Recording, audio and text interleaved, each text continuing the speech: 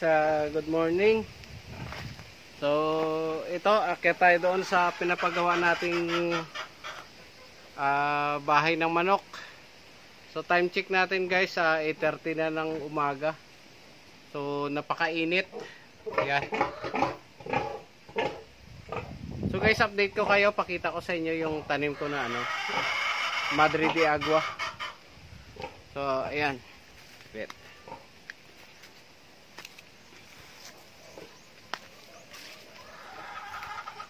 Kaya ito guys, napakataba yan pagka naputol. So yan yung Madre de Agua. So yung katabi niya na harvest ko na kahapon. So ito mamaya naman. Yan ang daming lumalabas na salingsing. Yan, tatanggalin lang natin yan para tuloy-tuloy lang yung tubo.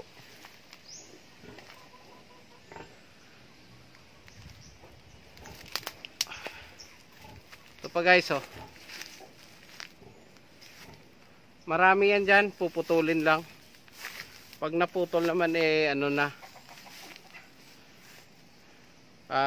sasalingsing ulit, saka tataba sila ulit. So guys, akyat tayo doon sa taas. Pakita ko sa inyo yung update. So napakainit guys.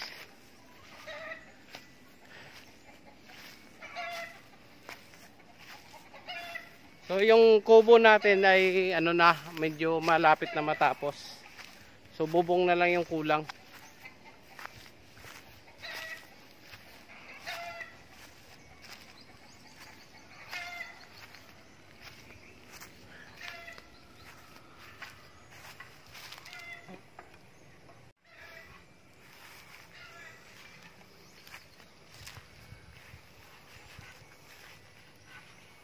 So yan na guys, yung mga anahaw, nakalatag na. Bali pinapatuyo na. So 900 pa lang yan. So ang gagawin na anahaw, ang bibili na anahaw dapat na sa 1,000. 2,000 pala.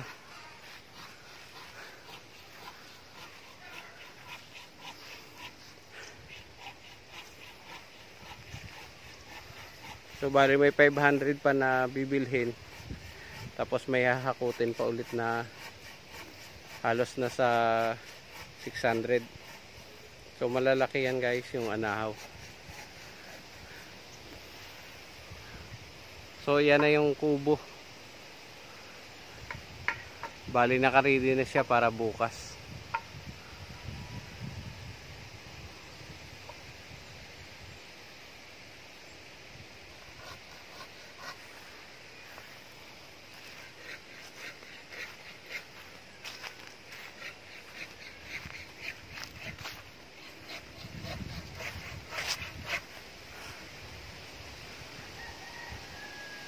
Ganyan pala sa taas. Ano pa yan? Ipapako? Papako na lang.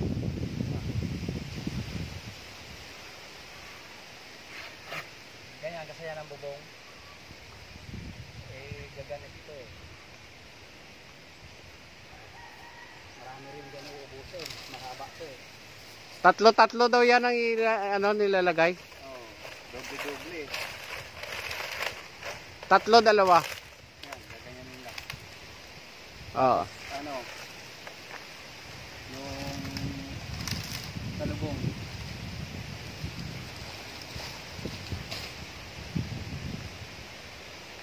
Salubongan namin lagay.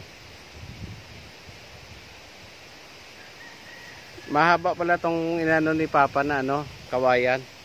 Ito ba yung andamyo? Ito yung gagawin niya yan sa gilid. Pag nandito na. Ito naman isa. Pagka nandito na sa baha, ilalagay naman sa gano'n. Kasi kinuwang tali, yung madulas.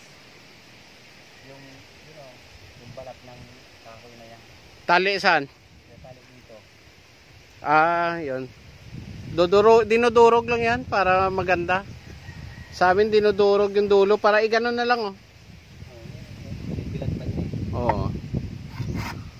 Ay hindi papakuan. Ewan ko yan kung ano. Bibiyakin ko na lang yan pag idingding na.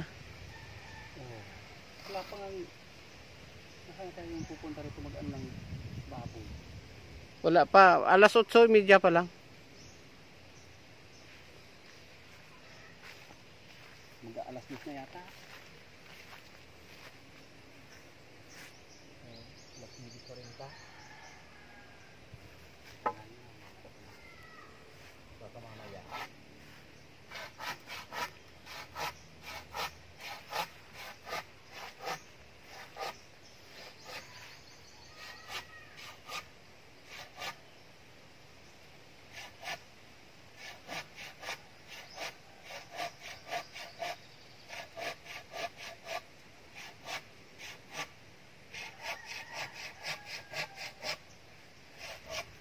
Ah, bagong lagay mo to?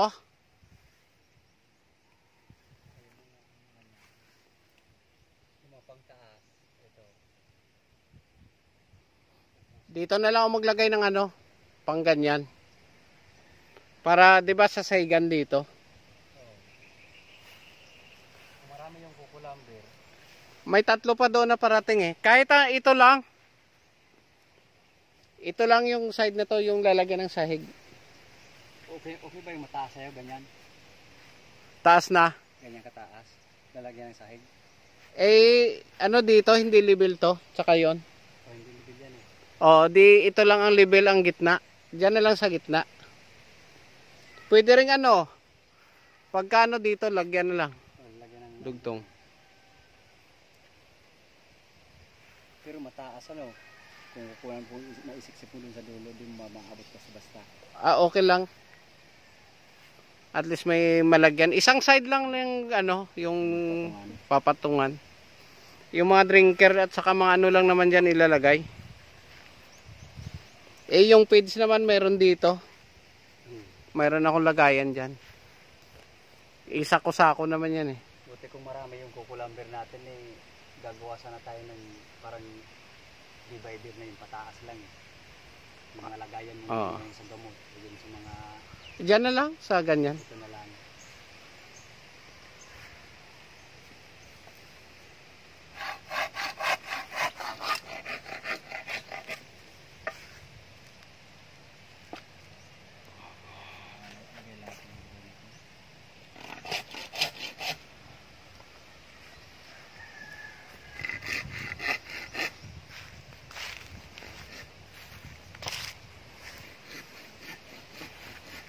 So yung sukat nito guys, 10 by 30 yung ano, haligi.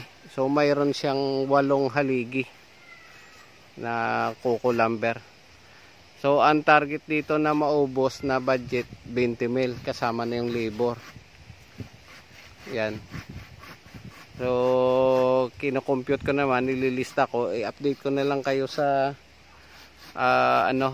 total cost nitong bahay pagtapos na. Isa-isahin ko na lang para may idea rin kayo kung paano magpagawa ng para sa 300 heads capacity ng broiler.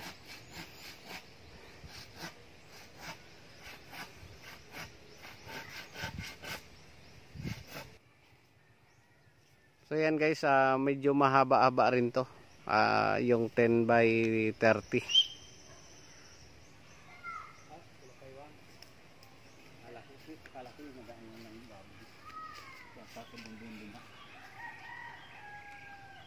Bakit lalagyan natin ng dingding yan? Palalagyan pa ng dingding. So yan guys, nagpuputol ng mga 2x2 para sa clip, para pampatibay pag halimbawa malakas yung hangin. Yan, may kakapitan yung ating mga 2x2. Yan. Kasi pampatibay yun para hindi siya iangat yung bubong. Importante lang naman dyan yung bubong para ano, siyempre yan yung pinaka-pundisyon natin para hindi mabasa yung ating mga manok. So pinaghahandaan natin yung ano, dito kasi mahangin. So yan, mapapansin nyo, mahangin yan.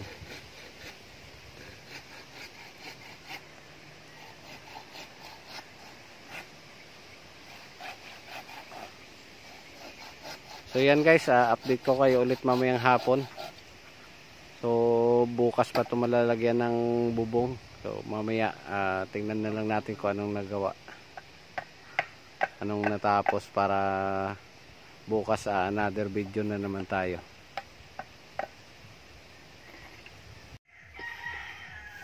So guys, ito na yung update sana natin. Yan, nabubunga na.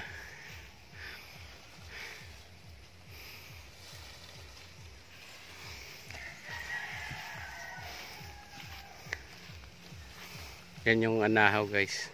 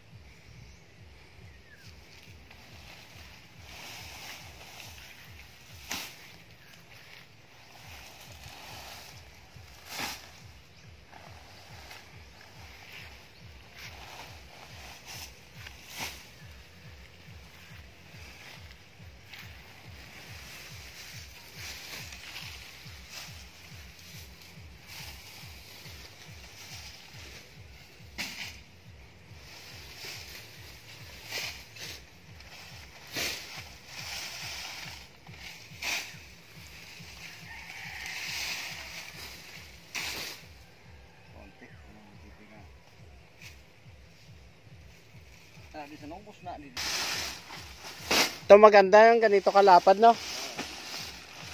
Pag mataas na, Maliliit na. pangit na, ano na to, maiksi, na. Doble na lang pag manipis.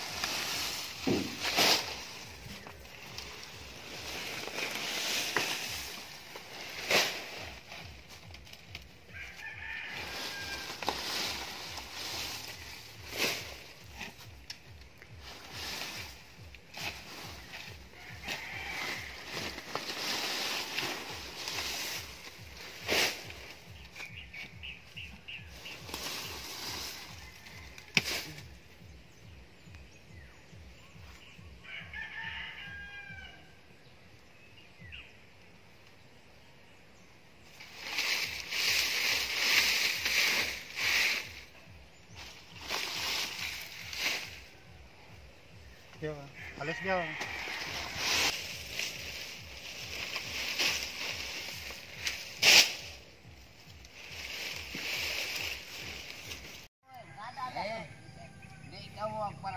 So guys, yan na. Yan na yung nabubungan. So maganda rin guys, makapal. So pag naano pa yan, bukas, lalatag na yan. Parang sinuklay yan.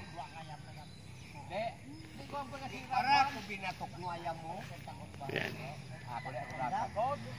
So mayroon tayong dumating na anahaw, bali 600 to. Yan. Tapos yung iba nandito sa likod.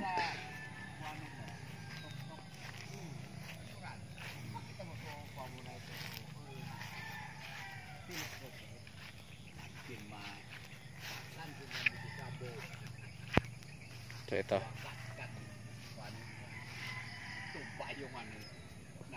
Kasama pa yan sa 600 na anahaw.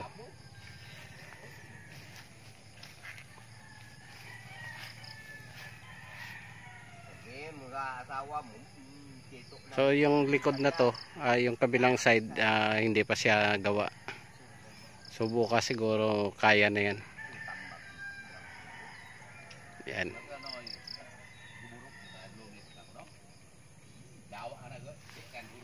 So guys, sa mga 2,000 at o kaya 2,200 na anahaw daw ang pwedeng ikabit.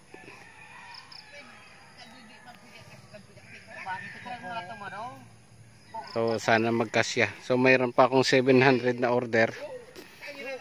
So yun ang aming last na ikabit. So bukas daw yung hatid naman nun. So ganun lang guys. Siguro Sabado mai-upload ko yung kung magkano lahat ang naubos dito. Ayan. So update ko kayo palagi sa kubo na to. So ang sukat nito ay 10 by 30. Tapos mayroong 1 meter na allowance sa gilid. So ito yon yung 1 meter. Yan. So bala kong gumawa pa ng bintana na pwedeng pagpahingahan, pwede pa, malapad to. So kahit mga 2 bintana lang. Tapos doon sa dulo duyan. Para yung buong space na 10 by 30, mga manok na lang talaga ang pwedeng ilagay. Yan. Tapos yung mga bintana, lagayan ng mga gamit saka feeds. So ganyan guys, maganda ang anahaw, malamig talaga, presko. So yan guys, maraming salamat sa mga nanood ng video. Sa mga baguhan sa aking channel, paki-like, share and subscribe na lang. So nasa 1.5 na po yung ating 1,450. So konting pa guys, sana yung mga nanood paki-subscribe naman po yung ating channel para lumaki naman po. So maraming salamat po sa inyong lahat. Good day and goodbye.